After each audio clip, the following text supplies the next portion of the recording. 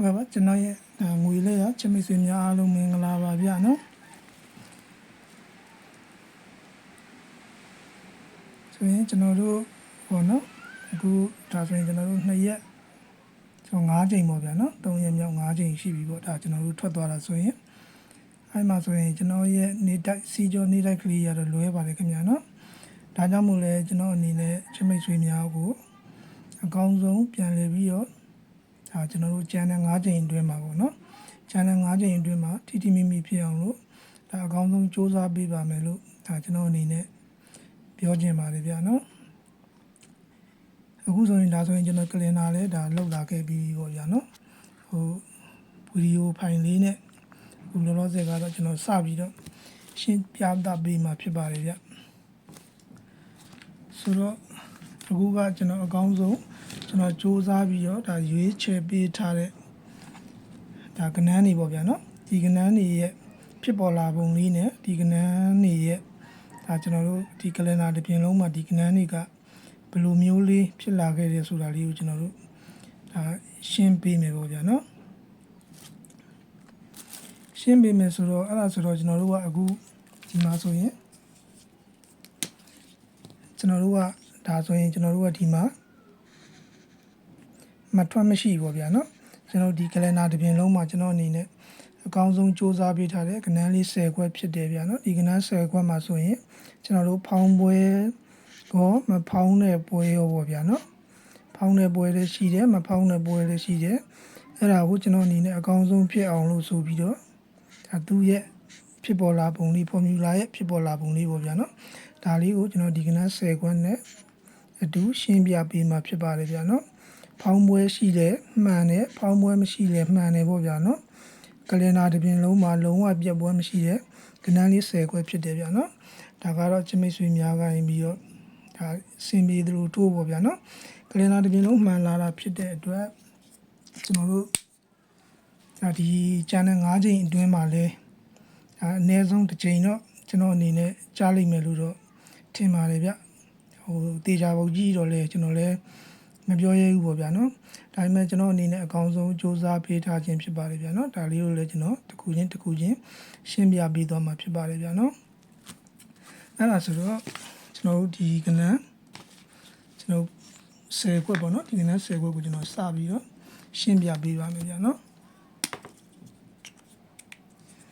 အခုဒီမှာဆိုရင်ကျွန်တော်ရဲ့ကလင်နာမှာဆိုရင်ကျွန်တော်တို့ဒါဆိုရင်1လနော်1လ2လ3လ4လ5လ6လ9လ8လ9လ10လ17လ12လ13လ14လ15လ16လ18လ18လ18လနဲ့ဒါဆိုရင်ကျွန်တော်တို့ကအခုတပင်မြောက်ပုံလားเนาะ18လမှန်ပြီပေါ့ဗျာเนาะ18လဆိုတော့ကျွန်တော်တို့ကတစ်လကို4ချိန်နှုန်းနဲ့တွက်ရင်တော့မှဒါဆိုရင်မနေဘူးပေါ့ဗျာเนาะ18လဆိုတော့ကျွန်တော်30နဲ့36ဆိုတော့82ပွဲပေါ့ဗျာเนาะဒါကိုကျွန်တော်တို့ဒီကဏ္ဍ10ပွဲကဒါ82ပွဲကိုပြတ်ပွဲမရှိအောင်မှန်ပေးထားတာဖြစ်တယ်ဗျာเนาะဒါကြောင့်မို့လဲကျွန်တော်ရဲ့ချစ်မိတ်ဆွေများကိုကျွန်တော်အကောင်းဆုံးစူးစမ်းပေးထားတာဖြစ်ပါတယ်ဗျာเนาะဒါဆိုရင်ကျွန်တော်တို့ဒီlike ကတော့ဗီဒီယိုကတော့နည်းနည်းတော့ရှည်မယ်ပေါ့ဗျာเนาะအဲ့ဒါဆိုတော့ကျွန်တော်တို့ကဒီမှာဒီကဏ္ဍ10ခွက်ကိုကျွန်တော်တို့ဒီပထမဆုံးပွဲစဉ်လေးမှာအရင်စပြီးကြည့်လိုက်ရအောင်ဗျာเนาะကြည့်လိုက်ရအောင်ဆိုတော့ကျွန်တော်တို့ဒီမှာဒီဘာထွက်တာလဲချင်မေးစီများเนาะကျွန်တော်တို့ဒီမှာ41ဆိုတဲ့ကဏ္ဍထွက်တယ်ဗျာเนาะကျွန်တော်ဒီမှာ4114R ပေါ့ဗျာเนาะ4114ထွက်တယ်ကျွန်တော်ဒီမှာ64ဆိုတဲ့ကဏ္ဍလည်းထွက်ပါတယ်ဗျာเนาะ36ဆိုတဲ့ကဏ္ဍနဲ့ထွက်တယ်ပေါ့ဗျာเนาะနောက်တစ်ခါကျွန်တော်နောက်ပွဲတစ်ပွဲမှာလည်းနောက်ပွဲတစ်ပွဲမှာလည်းကျွန်တော်ဒီမှာဆက်ပြီးကြည့်အောင်ဆိုရင်ကျွန်တော်ဒီမှာ64ဆိုတဲ့ကဏ္ဍထွက်တယ်ပေါ့ဗျာเนาะကျွန်တော်ဒီမှာ64ပါပါတယ်ဗျာเนาะ64ပါတယ်နောက်ကျွန်တော်ဒီမှာဆိုရင်ကျွန်တော်တို့41ဒီမှာ41ပေါ့ဗျာเนาะဒီမှာ64ကျွန်တော်ဒီမှာ64ပေါ့ဗျာเนาะကျွန်တော်ဒီမှာ36ဒီမှာ36ပေါ့ဗျာเนาะအဲ့ဒါဆိုတော့ကျွန်တော်ဒီမှာနောက်ထပ်တစ်ပွဲမြောက်ကိုနောက်ထပ်တစ်ပွဲကိုဆက်သွားလိုက်အောင်ဗျာเนาะနောက်ထပ်တစ်ပွဲကိုဆက်သွားအောင်ဆိုရင်ကျွန်တော်ဒီပွဲမှာဆိုရင်ဘာထွက်လဲဆိုတော့ကျွန်တော်ဒီမှာ63ဆိုတဲ့ကဏ္ဍထွက်တယ်ဗျာเนาะကျွန်တော်ဒီမှာ63ထွက်တယ်ဒီပွဲမှာကနော်63တကွက်ထွက်တယ်ပေါ့ဗျာเนาะအဲ့ဒါဆိုရင်ကျွန်တော်တို့ဒီပွဲမှာကြားတော့ရောဒီပွဲမှာကြားတော့ကျွန်တော်တို့ဘာထွက်လဲဆိုတော့ကျွန် ကျွန်တော်တို့ဒီပွဲမှာကြတော့41ဆိုတဲ့ကဏ္ဍထွက်တယ်ဗျာနော်ဒီမှာ41ဆိုတဲ့ကဏ္ဍဖြစ်ပါတယ်ဗျအဲ့ဒါဆိုကျွန်တော်တို့ဒီပွဲမှာဆိုရင်လည်းကျွန်တော်တို့ဒီမှာ62ဆိုတဲ့ကဏ္ဍထွက်တယ်ဗျာနော်ကျွန်တော်တို့ဒီမှာ62ဆိုတဲ့ကောင်ပါပါတယ်ဒါဆိုရင်ကျွန်တော်တို့ဒီမှာဗာဆက်ထွက်သေးလဲဆိုတော့ကျွန်တော်တို့ဒီမှာ69ဆိုတဲ့ကောင်ထွက်တယ်ကျွန်တော်တို့ဒီမှာ69ဆိုတဲ့ကောင်ပါတယ်ပေါ့ဗျာနော်အဲဆိုကျွန်တော်တို့နောက်ပွဲမှာဆိုရင်ကျွန်တော်တို့ဒီမှာ84ဆိုတဲ့ကောင်ထွက်တယ်နော်84ထွက်တယ်ဆိုတော့ဒါဆိုရင်ဒီပွဲမှာဆိုရင်လည်းဒါကျွန်တော်တို့84ထွက်တယ်ပေါ့ဗျာနော်ကျွန်တော်တို့ဒီမှာ84ဆိုပြီးပါပါတယ်ဗျဒါကနောက်တဲ့ပွဲမှာလည်းဒါကျွန်တော်အမြန်နီးလေးနဲ့ပေါ့ဗျာနော်ပွဲပေါင်းက80ကျော်ရှင်းပြရမှာဆိုတော့ကျွန်တော်ဒီမှာ36ထွက်တယ်ဗျာကျွန်တော်ဒီမှာ36ပါတယ်ဗျာနော်နောက်ကကျွန်တော်ဒီမှာ2ခွန်ထွက်တယ်ဗျာနော်ကျွန်တော်ဒီမှာ2ခွန်ဒီမှာ2ခွန်ဆိုပြီးပါတယ်ဗျာနော်ဒါဆိုကျွန်တော်ဒီပွဲမှာဆိုရင်ဒါ2ပွဲထွက်တယ်ပေါ့ဗျာနော်နောက်ထပ်ပွဲမှာကြတော့လေကျွန်တော်တို့93ဆိုပြီးတော့ထွက်တယ်ဗျနော်20ခွန်ထွက်တယ်ဗျနော်ဒီမှာဒီပွဲမှာဆိုရင်26ဆိုပြီးတော့ထွက်တယ်ပေါ့နော်ဒီမှာ93 62ကျွန်တော်ဒီမှာ82ပေါ့ဗျာနော်ဒါဆိုရင်ကျွန်တော်ဒီမှာကြတော့ကျွန်တော်ဒီမှာ63ထွက်တယ်ဗျာနောက်ဒီမှာ36ထွက်တယ်ပေါ့နော်ဒီမှာ20ခွန်ထွက်တယ်ကျွန်တော်တို့ဒီမှာ68ထွက်တယ်ဗျာနော်ဒီပွဲမှာဆိုရင်ကျွန်တော်တို့4ချိန်ထွက်တယ်ပေါ့နော်အဲ့ဒါဆိုတခါနောက်ဒီပွဲမှာကြတော့လေကျွန်တော်တို့ကဒီမှာ39ဆိုပြီးတော့ထွက်တယ်ပေါ့ဗျာနော်ဒါကနောက်ထပ်တစ်ပွဲမှာလည်းကျွန်တော်တို့69ဆိုတဲ့ကောင်ထွက်တယ်ဗျာ86ဆိုတဲ့ကောင်ထွက်တယ်ကျွန်တော်တို့26ဆိုတဲ့ကောင်ထွက်တယ်ပေါ့နော်ဒါဆိုရင်ကျွန်တော်ဒီနောက်ထပ်ပွဲမှာဆိုရင်လည်းကျွန်တော်ဒီမှာ36ဆိုတဲ့ကောင်ထွက်တယ်နော်ဒါဆိုရင်ဒီမှာ36ဆိုတဲ့ကောင်ထွက်တယ်ပေါ့နော်ဒါဆိုရင်ကျွန်တော်နောက်ထပ်တစ်ပွဲကိုဆက်သွားမယ်ဗျာနော်နောက်ထပ်တစ်ပွဲမှာဆိုရင်လည်းကျွန်တော်တို့ဒီမှာ69ထွက်တယ်ကျွန်တော်တို့40ခွန်ထွက်တယ်နော်ကျွန်တော်ဒီမှာ60နှစ်ထွက်တယ်ကျွန်တော်ဒီမှာဆိုရင်96ထွက်တယ်ပေါ့နော်ဒီပွဲမှာဆိုရင်ကျွန်တော်တို့ဒီကနေ့10ခွက်က4ချိန်ထွက်တယ်ပေါ့ဗျာနော်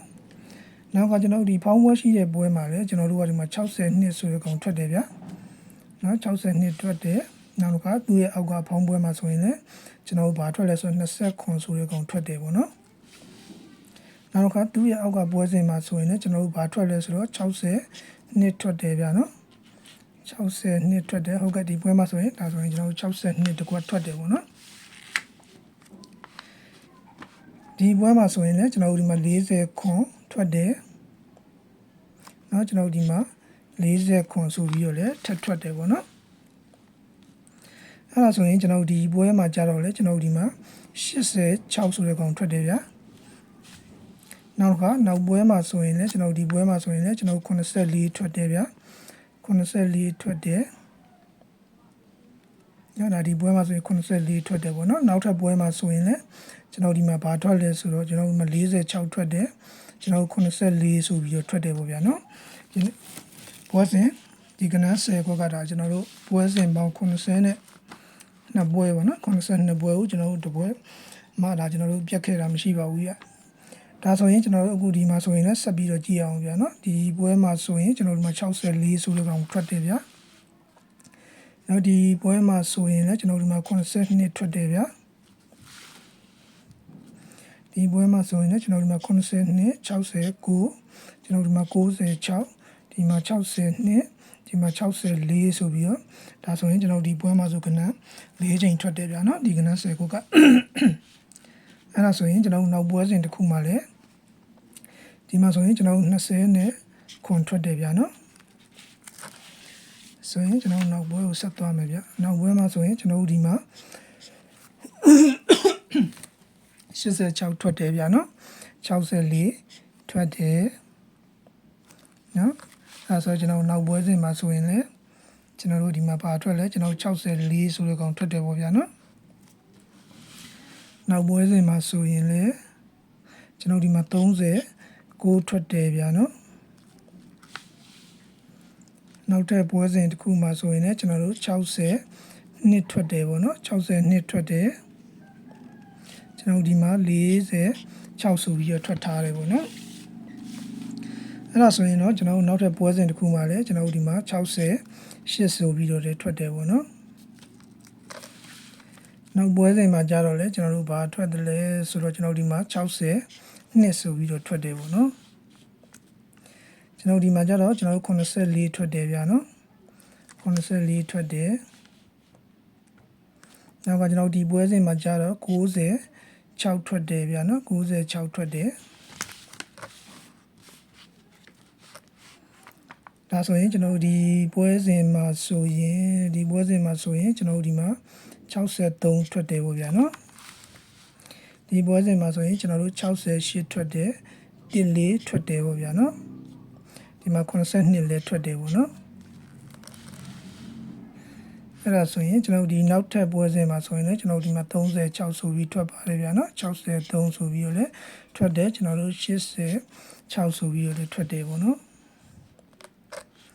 အဲ့ဒါဆိုရင်ကျွန်တော်ဒီနောက်ထပ်ပွဲစဉ်မှာဆိုရင်လည်းကျွန်တော်ဒီမှာ36ဆိုပြီးတော့ထွက်တယ်ဟုတ်ကဲ့ဒီလောက်ဆိုရင်တော့ဒါချစ်မိတ်ဆွေများနားလေသဘောပေါက်လိမ့်မယ်ထင်ပါတယ်ဗျာနော်ဒီကနန်း10ခွဲရဲ့အလုံးလုံးပုံလေးကိုဒါကျွန်တော်အနေနဲ့ဒါရှင်းပြပေးတာဖြစ်ပါတယ်ဗျာနော် channel 5ချိန်အတွင်းမှာကျွန်တော်တို့ဒီကနန်း10ခွက်ပေါ့နော်အားရင်တော့အကွက်20တော့ထွက်မှာပါဗျာချစ်မိတ်ဆွေများနော်ဟိုကဲ၍ချစ်မိတ်ဆွေများကနေပြီးတော့ဒီစနစ်ကလေးကိုကြိုက်တယ်ဆိုရင်တော့ဒါထိုးလို့ရအောင်လို့ကျွန်တော်အနေနဲ့အကောင်းဆုံးစူးစမ်းပြီးတော့ပြသပေးတာဖြစ်ပါတယ်ဗျာနော်အဲဒါဆိုတော့ကျွန်တော်ဒီပွဲစဉ်ကိုဆက်ပြီးတော့သွားမယ်ဗျာနော်နောက်ထပ်ပွဲစဉ်မှာဆိုရင်လည်းကျွန်တော်ဘာထွက်တယ်လဲဆိုတော့ကျွန်တော်ဆက်ကြည့်မယ်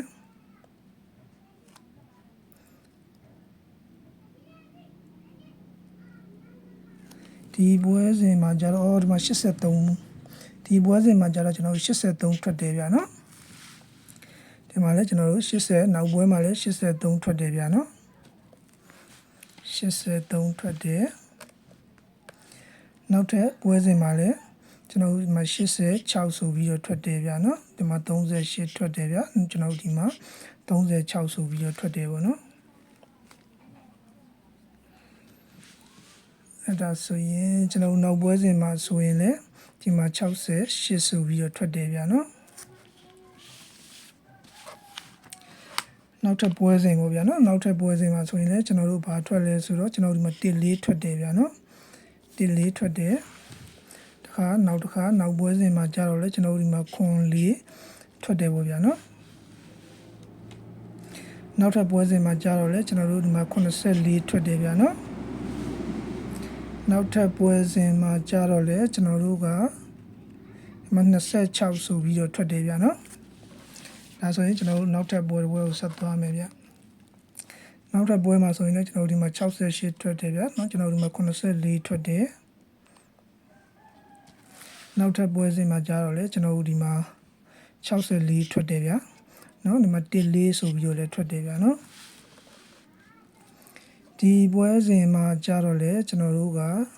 ဒီမှာ83ဆိုပြီးတော့ထွက်တယ်ဗျာဒီပွဲစဉ်မှာကြာတော့လေကျွန်တော်တို့ကဒီမှာ68ဆိုပြီးတော့ထွက်တယ်ပေါ့နော်ဒါကတော့ကျွန်တော်တို့ဒီကနန်း10ခွဲရဲ့အလုံးလုံးပုံလေးပေါ့ဗျာနော်ဟုတ်ကဲ့ဒါဆိုရင်ကျွန်တော်တို့ဒီပွဲမှာဆိုရင်လည်းကျွန်တော်ဒီမှာ96ထွက်တယ်ဗျာနော်ကျွန်တော်ဒီမှာ84ထွက်တယ်ပေါ့နော်ဒီအောက်ကသူ့ရဲ့အောက်ကပွဲစဉ်မှာဆိုရင်လည်း84ထွက်တယ်ဗျာ39ထွက်တယ်ဗျာအဲဒါဆိုရင်ကျွန်တော်ဒီအောက်ကပွဲစဉ်မှာလည်း46ထွက်တယ်ဗျာ26ထွက်တယ်ဗျာကျွန်တော်39ထွက်တယ်ဗျာကျွန်တော်26ထွက်တယ်ဒီမှာဆိုရင်60ထွက်တယ်ဆိုတော့ဒါဆိုဒီပွဲမှာဆိုရင်ကျွန်တော်5ချိန်တော့မှန်တယ်ပေါ့ဗျာနော်ဒီမှာဆိုရင်လည်းကျွန်တော်တို့က64ဆိုပြီးထွက်တယ်ဗျာနော်သူကဖောင်းပွဲတွေပါမကြံဘူးဗျာနော်လုံးဝကလင်နာတစ်ပြန်လုံးမှာဒါဆိုရင်82ပွဲရှိတယ်ဗျာနော်82ပွဲစလုံးကိုလုံးဝပြတ်ပွဲမရှိဘဲနဲ့ဒီကနန်း10ခွဲရဲ့အလုံးလုံးပုံလေးပေါ့နော်အဲ့ဒါဆိုရင်ကျွန်တော်တို့ကဒီမှာလည်းဒီပွဲမှာဆိုရင်လည်း68ထွက်တယ်ကျွန်တော်26ထွက်တယ်ဗျာနော်သူရအောင်ပွဲစဉ်မှာဆိုရင်လည်းကျွန်တော်46ထွက်တယ်ဗျာ83ဆိုပြီးတော့လည်းဒါဆိုရင်3ချိန်ထွက်သွားတယ်ပေါ့နော်ဒီသူရဲ့အောက်ကပွဲစဉ်မှာကြတော့ကျွန်တော်တို့က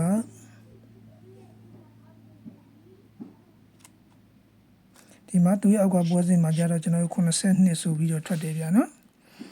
82ဆိုပြီးတော့ထွက်ပါတယ်ဗျဒါဆိုရင်ဒီသူ့ရဲ့အောက်ကပွဲစဉ်မှာလည်းကျွန်တော်ဒီမှာ36ဆိုပြီးတော့ထွက်တယ်နောက်ကကျွန်တော်တို့နောက်ထပ်ပွဲစဉ်လေးမှာဆိုရင်လည်းကျွန်တော်တို့ဒီမှာ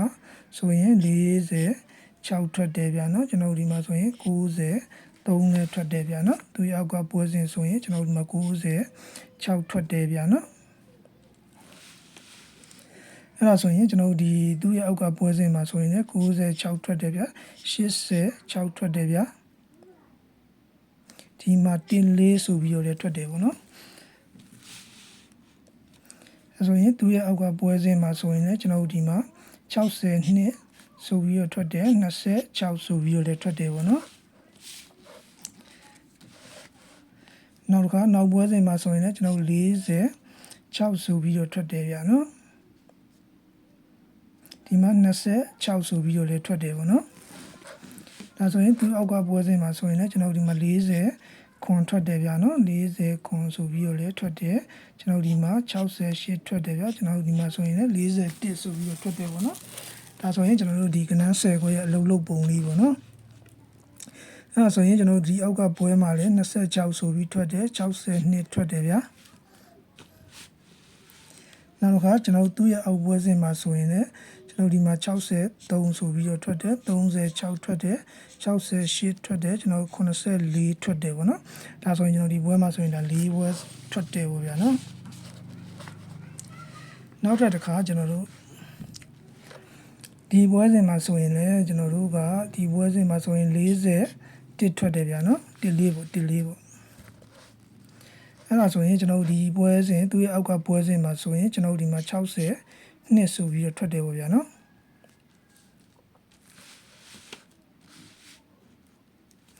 နောက်ကသူ့ရဲ့အောက်ပွဲစဉ်မှာလည်းကျွန်တော်တို့ဒီမှာ86ထွက်တယ်69ဆိုပြီးတော့ထွက်တယ်ပေါ့နော်နောက်တစ်ခါကျွန်တော်တို့သူ့ရဲ့အောက်ကပွဲစဉ်မှာဆိုရင်လည်းကျွန်တော်ဒီမှာ84ဆိုပြီးတော့ထွက်တယ်ပေါ့ဗျာနော်နောက်ကကျွန်တော်တို့ဒီမှာကျတော့39ဆိုပြီးတော့ထွက်ပါတယ်ဗျ69ထွက်ပါတယ်ဗျာနော်29ဆိုပြီးတော့ထွက်ပါတယ်ဗျဒါဆိုရင်ကျွန်တော်ဒီသူ့ရဲ့အောက်ကပွဲမှာဆိုရင်လည်းကျွန်တော်ဒီမှာ84ထွက်တယ်ဗျာနော်သူ့ရဲ့အောက်ကပွဲစဉ်မှာလည်းကျွန်တော်တို့63ဆိုပြီးတော့လည်းထွက်တယ်84ဆိုပြီးတော့လည်းထွက်တယ်ပေါ့နော်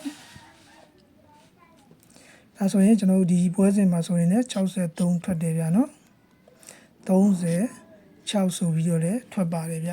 ဒါဆိုရင်ကျွန်တော်ဒီကနန်း10ခွက်ကဒါကျွန်တော်တို့အလုံးလုံးပုံလေးပေါ့ဗျာနော်ဒါဆိုရင်ကျွန်တော်ရဲ့ချင်မဆွေးများလည်းရှင်းလိုက်မယ်ထင်ပါတယ်ဗျာနော်ဒီမှာသူကဖောင်းပွဲတွေကအစကျွန်တော်ပွဲပေါင်း82ပွဲပေါ့နော်82ပွဲနော်1 2 3 4 5 6 9 10 11 12 13 14 15 16 17 18 36 82ပွဲ82ပွဲကိုချစ်မိတ်ဆွေများเนาะဒီကနေ့10ခွဲအလုံးလုံးပုံလေးကတော့ဒါကျွန်တော်တို့ပြက်ပွဲမရှိပါဘူးဗျာเนาะဖောင်းပွဲရှိတာတော့မှပဲပြက်ပွဲမရှိအလုံးလုံးပေးတာဖြစ်တယ်ဗျဒါကြောင့်မို့ကျွန်တော်ရဲ့ချစ်မိတ်ဆွေများကိုကျွန်တော်ကရင်ပြီးတော့အကောင်းဆုံးအနေနဲ့ဒါစူးစမ်းပြီးတော့ချပြပေးတာဖြစ်ပါတယ်ဗျာเนาะကြံတဲ့မူစိုက်ကြီးတော့လည်းရှိပါသေးတယ်ဗျာเนาะမူလောလောဆယ်တော့ကျွန်တော်နှစ်သက်ဖွယ်ရမရှိသေးတဲ့အတွက်ကျွန်တော်ချမပြသေးတာဖြစ်ပါတယ်ဗျာเนาะဒါဆိုရင်ကျွန်တော်တို့အခုဆိုရင်ကျွန်တော်တို့ကဒီမှာဆိုရင်ဒါကျွန်တော်တို့9ချိန်ပေါ့နော်9ချိန်ထွက်ပြီးဖြစ်တယ်ဗျ9ချိန်ထွက်ပြီးဖြစ်တယ်ဆိုတော့ကျွန်တော်တို့ဒီညနေရရင်ပြီးတော့ကျွန်တော်ဒီညနေရရင်ပြီးတော့ကျွန်တော်တို့စမယ်ပေါ့ဗျာနော်ဒီညနေရရင်ပြီးတော့ဒီကနေ့10ခွက်ကိုကြိုက်နှစ်တက်မိတ်ဆွေများရှိရင်လည်းထိုးနိုင်ပါတယ်ဗျာနော်ကဏ္ဍအနေကြိုက်တဲ့လူတွေကတော့ကိုယ့်ကိုယ်လို့ဒါအဆင်ပြေလို့လေးရွေးထူပေါ့ဗျာနော်ဒီကနေ့10ခွက်ကကျွန်တော်ဒီ9ရက်အတွင်းမှာကတော့အနည်းဆုံးဒါတစ်ချိန်တော့ထွက်ပြီးမယ်ပေါ့ဗျာနော်ဒါလေးကိုလည်းဒါကျွန်တော်အနေနဲ့ရှင်းပြပေးခြင်းဖြစ်တယ်ဗျာနော်အခုဆိုရင်ဒါကျွန်တော်ဒီကနန်း10ခွက်ကကျွန်တော်အခု9ချိန်အတွင်းမှာမကြာသေးဘူးဗျဒါဆိုရင်ကျွန်တော်ဒီကနန်း10ခွက်ကိုကျွန်တော်တို့9ချိန်မှာကျန်တဲ့9ချိန်မှာကျွန်တော်တို့ကတကွက်ထွက်ပေးရမှာဖြစ်တယ်ဗျာနော်တကွက်ထွက်ပေးရမှာဖြစ်တဲ့အတွက်ဒီကနန်း10ခွက်အာရင်တော့အကွက်20ပေါ့ဗျာနော်အဲ့ဒါလေးကိုချစ်မိတ်ဆွေများကနေပြီးတော့နှစ်သက်တယ်လို့လေးအသုံးပြုလို့ရပါတယ်ဗျာနော်ကျွန်တော်ရဲ့YouTube channel လေးကိုကြည့်ပေးကြတဲ့ချစ်မိတ်ဆွေများအားလုံးတယောက်ချင်းစီတိုင်းကိုလည်းဒါအရန်ကျေးဇူးတင်ပါတယ်ဗျာနော် အထူးတစ်ဖြစ်ဒီထဲမှာကတော့ကျွန်တော်ရဲ့ထဲမှာရှိတဲ့ချစ်မိတ်ဆွေများကတော့ဆရာစိန်ရဲ့ပရိသတ်တွေဖြစ်တဲ့အတွက်ဆရာစိန်ကိုလည်းကျွန်တော်ဒါအရန်ကျေးဇူးတင်ကြောင်းလည်းဒါကျွန်တော်ရဲ့ချစ်မိတ်ဆွေများရဲ့အရှိမကျွန်တော်ပြောပြခြင်းပါတယ်ဗျာနော်နောင်တွေကိုလည်းကျွန်တော်အကောင်းဆုံးချပြပေးသွားမယ်လို့ကျွန်တော်အနေနဲ့ပြောကြားပါတယ်ဗျာနော်ချစ်မိတ်ဆွေများ screenshot ယူခြင်းနဲ့မိတ်ဆွေများယူထားပါဗျာနော်ဒါလေးကကျွန်တော်တို့ဒီ channel 5ချိန်အတွင်းမှာတစ်ချိန်ထွက်သွားပြီဆိုရင်ဒီစနစ်ကဒါကျွန်တော်တို့ရာသက်ပံဒါမပေါက်မချင်းကင်သွားမယ်စနစ်ကလေးဖြစ်တယ်ဗျာနော်ဒါဆိုကျွန်တော်တို့ကချစ်မိတ်ဆွေများအနေဖြစ်တာဒီကနန်း10ခွက်ဆိုတော့အာရင်တော့အကွက်20ပေါ့ဗျာနော်မိမိနှစ်သက်တယ်လို့လေအသုံးပြုလို့ရပါတယ်ဗျာနော်အဲ့ပေါ်မှာအကြံဉာဏ်များပေးနိုင်တာလေးတွေရှိခဲ့ရင်လည်းကျွန်တော်ရဲ့ comment လေးမှာဒါအကြံဉာဏ်လေးများပေးလို့ရပါတယ်ဗျာနော်ကြံဉာဏ်လေးများပေးလို့ရပါတယ်ကြိုင်းနှစ်တန်ရင်လည်းနှစ်သက်အကြောင်းလေးတွေရေးပေးလို့ရပါတယ်ဗျာနော်ကျွန်တော်ရဲ့ YouTube channel လေးကိုဒါ subscribe မလုပ်ရသေးတဲ့မိတ်ဆွေများလည်း subscribe လေးလည်းလုပ်ပေးနိုင်ပါတယ်ဗျအသေးလေးတွေလည်းပေးနိုင်ပါတယ်နောက် like လေးတွေလည်းပေးနိုင်ပါတယ်ဗျာနော်ဟုတ်ကဲ့ပါအားလုံးဒီညနေရစပြီးတော့ကျွန်တော်တို့အကောင်းဆုံးလက်ကြီးတွေဖြစ်ကြပါစေလူတိုင်းတာတိုင်းရတဲ့ချစ်မိတ်ဆွေများဖြစ်ကြပါစေလို့ကျွန်တော်အနေနဲ့ဆုတောင်းပေးရင်းနဲ့ကျွန်တော်ရဲ့ live show video လေးကိုဒီမှာနေမဲ့ရနာလိုက်ပါတယ်ဗျာနော်